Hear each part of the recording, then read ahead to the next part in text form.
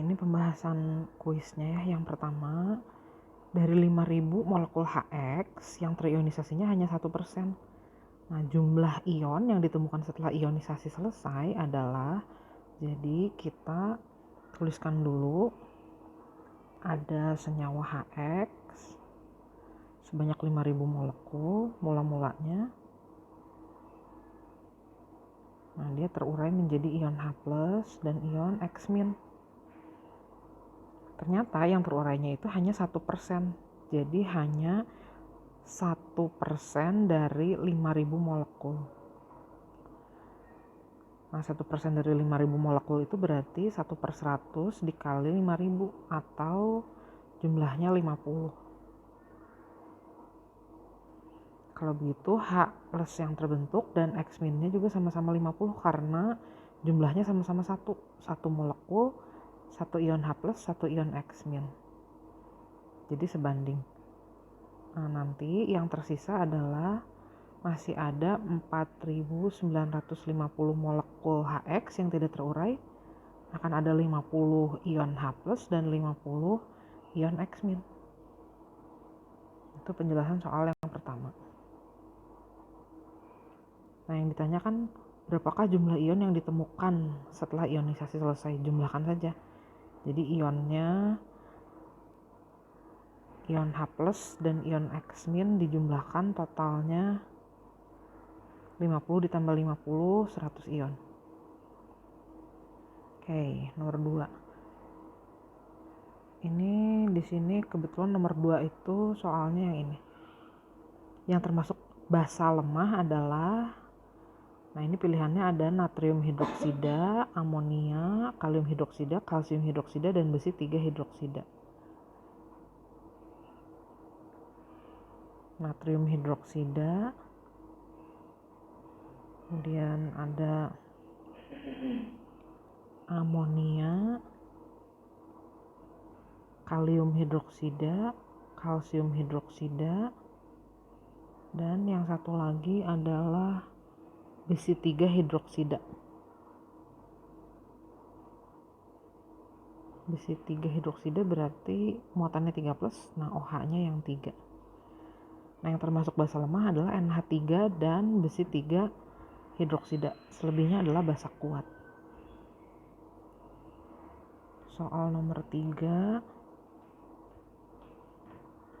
yang termasuk larutan. Nah, larutan ini definisinya adalah campuran yang homogen atau yang tidak terlihat lagi bidang batas antara senyawa-senyawa penyusunnya. Gula pasir, garam dapur kalau dilarutkan dalam air melarut. Tabung gas yang berisi campuran gas juga kita udah nggak bisa bedain yang mana gasnya saling bercampur dengan homogen. Padatan kuningan juga terdiri dari tembaga dan seng yang udah nggak bisa dibedain juga. Jadi keempatnya adalah larutan.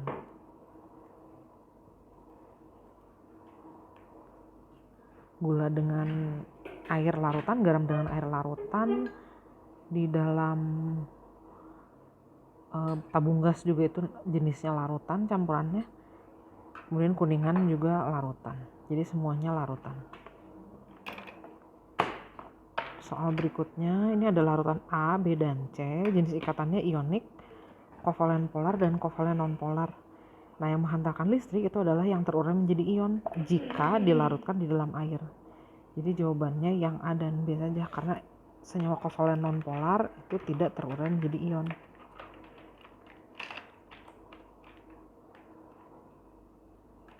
Nomor 5, yang dapat dikategorikan larutan. Nah, ini campurannya harus campuran homogen. Tiga-tiganya campuran homogen atau bukan. Nah, kalau besi dicampur dengan pasir, kita masih bisa pisahkan dengan cara manual. Tarik aja serbuk besinya dengan magnet, nanti dia terpisah dengan pasir. Jadi itu adalah campuran heterogen. Nah, kalau padatan perunggu, dia campuran Cu dengan Sn, tidak ada bidang batasnya lagi. Besi baja juga campuran besi dengan unsur-unsur lain seperti nikel, kromium, dan seterusnya. Itu juga nggak bisa dibedakan lagi. Jadi yang merupakan larutan adalah yang nomor 2 dan 3. Jadi besi dengan pasir bukan,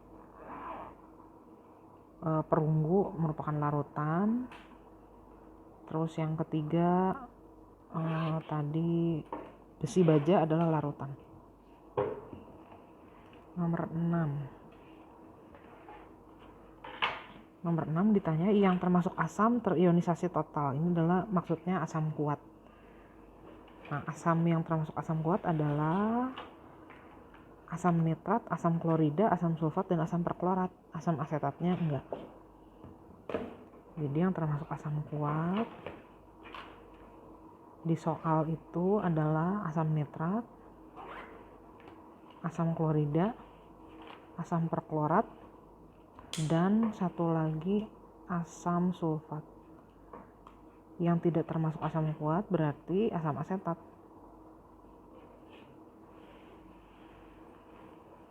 Nomor 7 yang merupakan ciri larutan elektrolit. Nah, elektrolit ini berarti kalau dilarutkan dalam air terurai menjadi ion, berarti yang pernyataan pertama betul. Menghasilkan gelembung, menghasilkan nyala lampu pada uji, betul. Nah, ini merupakan senyawa asam basa dan garam, betul. Lebih tepat lagi asam basa dan garam yang terlarut dalam air. Jadi semua pernyataan merupakan ciri-ciri dari senyawa elektrolit. Nomor 8 ditanya jumlah hidrogen yang akan dihasilkan jika 2000 molekul asam sulfat dilarutkan di dalam air. Asam sulfat H2SO4 ini adalah asam kuat. Jadi kalau mula-mula kita punya 2000 molekul, seluruhnya terurai menjadi ion. Nah, ionnya itu nanti ion H+ 2 buah, ion sulfatnya 1.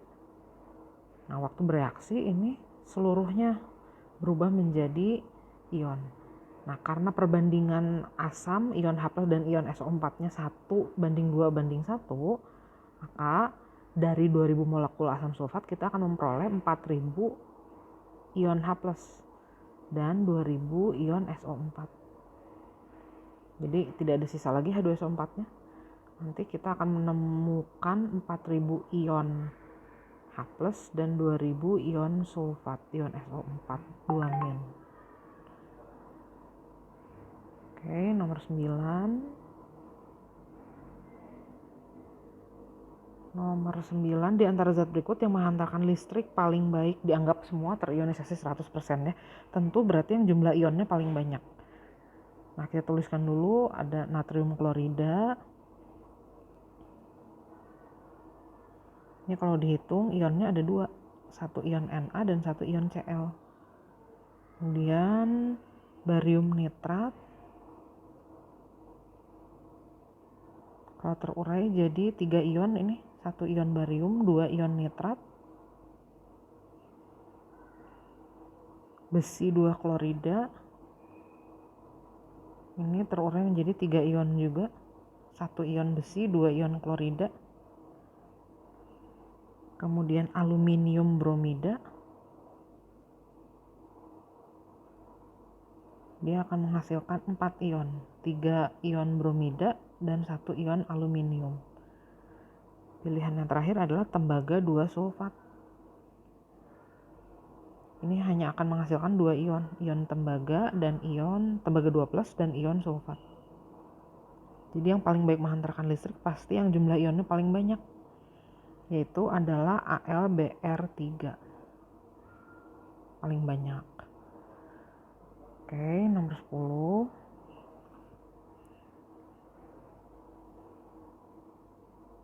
Ini ada hasil uji pada berbagai larutan. Nah, yang A ini sama sekali tidak menghasilkan nyala lampu dan uji gelembung. Jadi pasti yang A itu senyawa non-elektrolit. Nah, kalau yang B dia hanya menghasilkan gelembung tapi nyala lampunya redup. Berarti ini elektrolitnya lemah. Kalau yang C nyala lampunya terang, uji gelembungnya juga menghasilkan gelembung. Jadi yang C pasti elektrolit kuat. Nah, berdasarkan kesimpulan itu berarti larutan yang A itu harus non-elektrolit. Pilihan jawaban tinggal C atau E itu.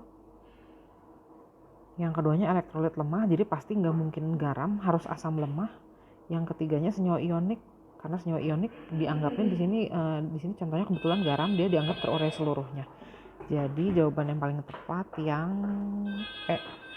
larutan A-nya itu adalah yang non-elektrolit, urea. Yang B-nya adalah asam lemah atau elektrolit lemah, karena hanya menghasilkan nyala lampu yang redup. Yang C-nya baru elektrolit kuat.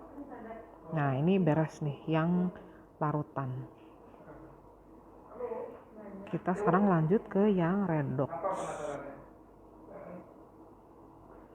Sebentar, saya buka dulu formnya yang redox.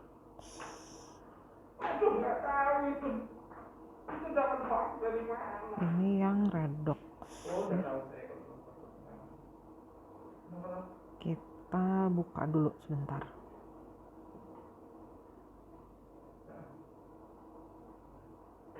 Bukan. Ya, ini yang redox.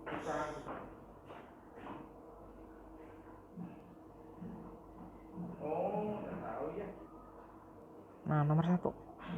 Senyawa timbal 4 oksida terdiri dari berapa atom? Timbal 4 oksida. Timbal 4 oksida. Berarti timbalnya muatannya 4 plus oksigennya 2 min.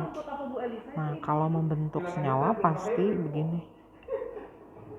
Nah, ini kalau diurai berarti jadi 1 ion Pb 4 plus dan 2 ion oksida. Jadi total jumlah ionnya 3. Ya, itu yang nomor 1. Kebetulan saya dapatnya itu nomor 1-nya. Nanti kan pasti di random. Jadi jumlah atom, bukan ion yang ditanya, jumlah atom. Kalau jumlah atom sih kita tinggal hitung aja ya, 1 atom Pb, 2 atom O, jadi 3 atom. Kebetulan sama. Next, nomor 2. Ini saya dapatnya ini nih. Bilangan oksidasi unsur H dalam senyawa NaH. Mengacu pada aturan penentuan Bilox, aturan penentuan Bilox untuk Na itu lebih prioritas daripada untuk H. Jadi Bilox Na-nya plus 1 sesuai aturan nomor 3, Bilox H-nya jadinya yang min 1 di situ. Berikutnya bilangan oksidasi unsur klor tertinggi. Nah, ini kita punya natrium klorida, gas klorin, ion klorat, ion klorid, ion perklorat. Natrium klorida, gas klorin, ion klorat, terus ion klorid, dan yang terakhir ion perklorat. Kita hitung Biloxnya. Na aturannya lebih duluan daripada Cl, jadi Cl-nya min 1 di situ. Berikutnya unsur bebas Biloxin 0. Berikutnya O-nya kita tentukan duluan, jadi Bilox Cl-nya plus 5. Ini kalau dijumlahkan harus sama dengan muatan total ionnya min 1. Ion klorid juga begitu cara menghitungnya. Ion perklorat juga. Nah, yang paling tinggi berarti ya pada ion perklorat. Bilangan oksidasi klor pada ion perklorat itu paling tinggi. Nomor 4. Kita lihat dapatnya apa nih di sini nomor 4-nya. Nomor 4-nya bilangan oksidasi unsur Mn dalam senyawa kalium permanganat. Kalium itu ion K+, permanganat itu MnO4-. Jadi senyawa kalium permanganat adalah KMnO4. Menurut aturan K dulu yang kita tentukan, kemudian O. Nah, Mn-nya berarti harus plus 7 supaya total muatan atau total Bilox dalam senyawanya 0. Jadi jawabannya plus 7. Bilangan oksidasi unsur M-nya plus 7. Berikutnya, spesies yang hanya dapat bertindak sebagai reduktor. Kita punya unsur brom. Brom ini kalau kita lihat konfigurasi elektronnya seperti ini. Nah, jumlah elektron valensinya 7, 2 ditambah 5. Makanya brom itu ada di golongan 7A atau golongan halogen. Nah, golongan 7A biasanya mencapai kestabilan dengan cara menerima 1 elektron supaya elektron terluarnya jumlahnya 8 atau menyerupai gas mulia. Jadi bilangan oksidasi minimalnya juga min 1. Nah, maksimalnya gimana? Dia kan bisa juga ya melepas 7 elektron supaya elektron terluarnya menjadi sama seperti gas mulia. Kalau dia melepas 7 elektron kan nanti dia jadi full juga ya. Jadi bilangan oksidasi maksimalnya plus 7. Nah, kalau kita punya spesimen yang mengandung Br tapi biloxnya min 1, di situ berarti dia hanya bisa naik.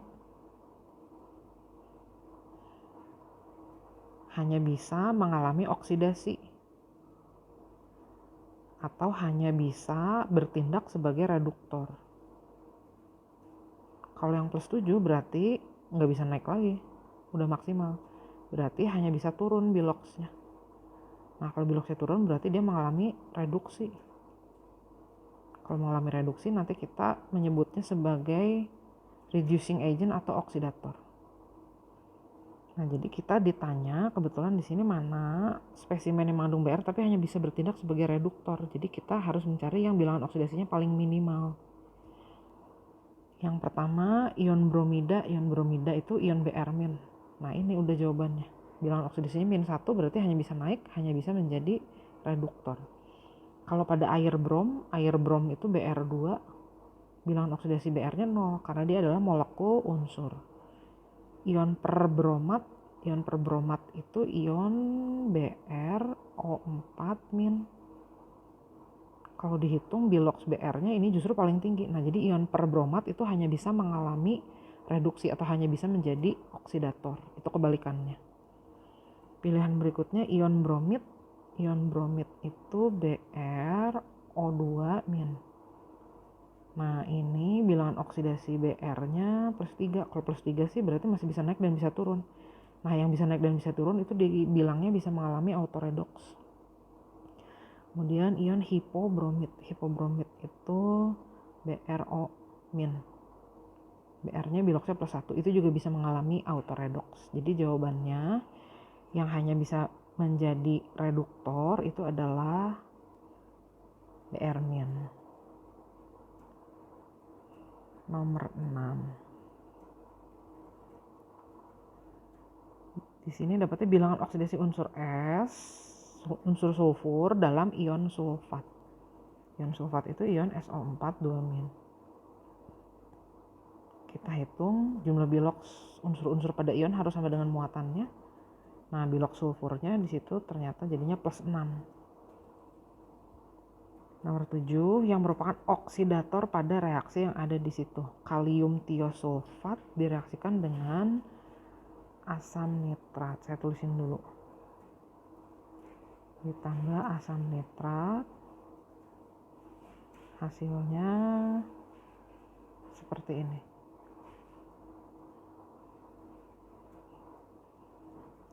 Oke, kita tuliskan dulu bilox setiap unsur yang ada di sini. Saya tuliskan sesuai urutan prioritas pengaturannya dalam aturan bilox. Ingat, bilangan oksidasi itu selalu harus dilihat untuk per satu atom. Ini O-nya jadi ada 6 ya. R-nya jadi ada 2. Tuh, jadi begitu. Atau bisa juga sih kita nggak usah ngeliat angka yang ada di depan ini atau koefisien boleh juga sih untuk menyederhanakan perhitungan.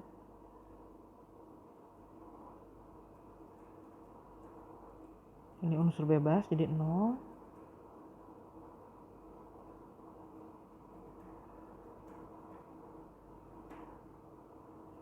Nah, seperti ini. Yang mengalami kenaikan bilox kita lihat di sini adalah bilox unsur sulfur. Dari plus 2 berubah menjadi plus 4. Berarti ini mengalami oksidasi. Sedangkan yang mengalami penurunan bilox di sini ternyata unsur sulfur juga ya kebetulan. Dari plus 2 dia juga ternyata turun jadi 0. Nah, ini spesial berarti reaksinya. Ini adalah reaksi autoredox. Karena reduktor dan oksidatornya sama. Zat yang mengalami oksidasi dan reduksinya sama, yaitu K2S2O3 atau kalium tiosulfat. Sementara hasil oksidasinya dan hasil reduksinya beda. Hasil oksidasinya sulfur dioksida, hasil reduksinya sulfur. Oke, nomor 8.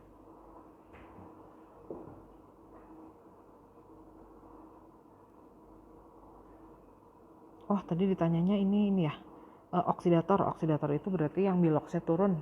Nah, jawabannya kalium tiosulfat. Berikutnya ada persamaan di situ. Saya tuliskan dulu.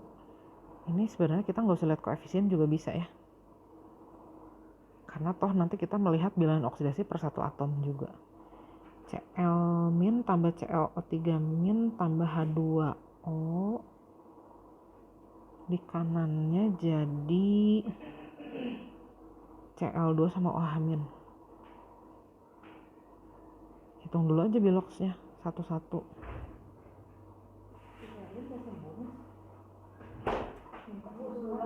Gini.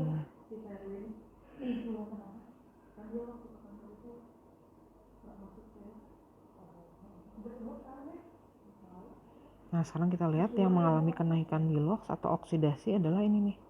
Klor biloxnya tadinya -1, berubah menjadi 0. Sedangkan yang mengalami reduksi di sini klor dalam ion klorat dia berubah menjadi 0 juga ya di sini. Nah, kalau ini yang samanya adalah hasil oksidasi dan hasil reduksinya. Jadi ini disebutnya reaksi konproporsionasi.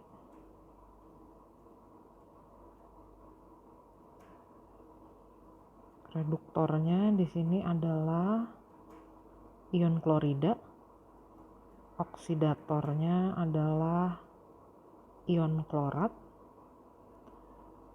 Hasil oksidasi dan hasil reduksinya sama, yaitu adalah gas klorin. Jadi pertanyaannya apa ya nomor 8? Merupakan reaksi autoredoks? Bukan, dia adalah konproporsionasi.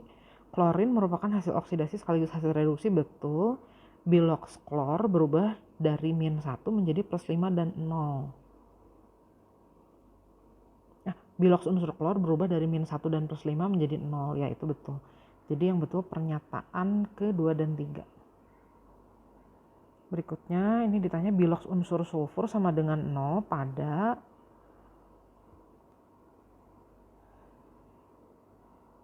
di situ kita punya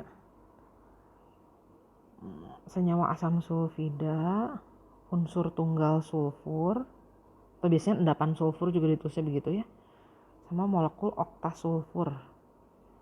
Nah di sini nggak mungkin 0 ya, karena bilangan oksidasi yang harus ditentukan duluannya kan H.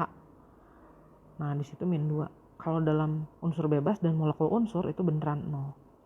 Betul 0. Terakhir, nomor 10. Ada reaksi antara kalsium dengan asam klorida.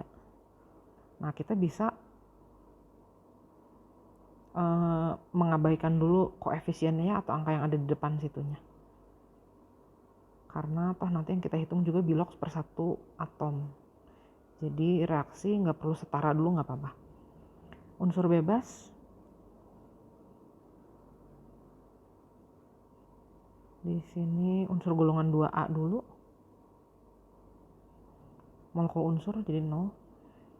Yang mengalami kenaikan bilox kalsium nih dari 0 berubah menjadi +2 per satu atomnya. Yang mengalami reduksi di sini hidrogen dari +1 berubah menjadi 0 per molekulnya. Jadi reduktor dari reaksi ini adalah atom kalsium. Oksidatornya adalah asam klorida. Hasil oksidasinya adalah senyawa kalsium klorida. Hasil reduksinya adalah gas hidrogen.